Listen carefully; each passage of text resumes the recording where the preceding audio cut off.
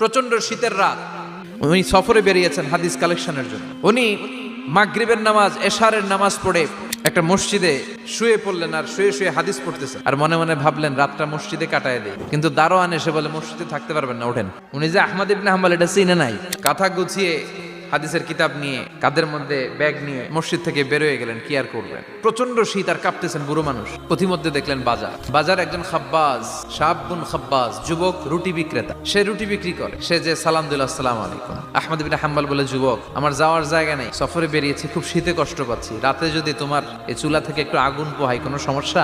যুবক বলে, না না সমস্যা না, আহলান ওয়া সাহলান, বসে আমদের আসেন আসেন, আপনি আগুন পোহাইলে আমার সমস্যা কি? আল্লাহ শুকরিয়া করে উনি বসলেন আর আগুন পোহাচ্ছেন। আর খেয়াল করলেন যুবক রুটি বানায় আর পরে আস্তাগফিরুল্লাহ, রুটির দলা বানায় পরে আস্তাগফিরুল্লাহ, খামির বানায় আর পরে আস্তাগফিরুল্লাহ, খালি এইটাই পড়তেছে। ইমাম আহমদ ইবনে হাম্বল তো অবাক, কিরে এটা আবার কেমন যুবক, খালি আস্তাগফিরুল্লাহ। উনি প্রশ্ন করলেন, যুবক ঘটনা কি? আসার পর থেকেই তোমার দেখতেছি তুমি রুটি বানাও, রুটি বিক্রি করো আর পড়ো আস্তাগফিরুল্লাহ।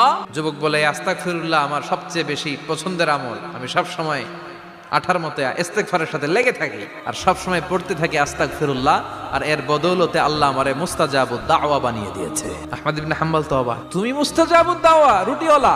আমি এত বছর হাদিস পড়াই, আমিও তো মুস্তাজাবুদ দাওয়া না, তুমি দোয়া করলে সব কবুল হয়ে যায়? যুবক বলে, না আনা মুস্তাজাবুদ দাওয়া, আমি আমার জীবনে যত দোয়া করেছি কবুল করে নিয়েছে কে? সব দোয়া কবুল করে নিয়েছে আল্লাহ, একটা দোয়া ছাড়া। কি সেই দোয়া?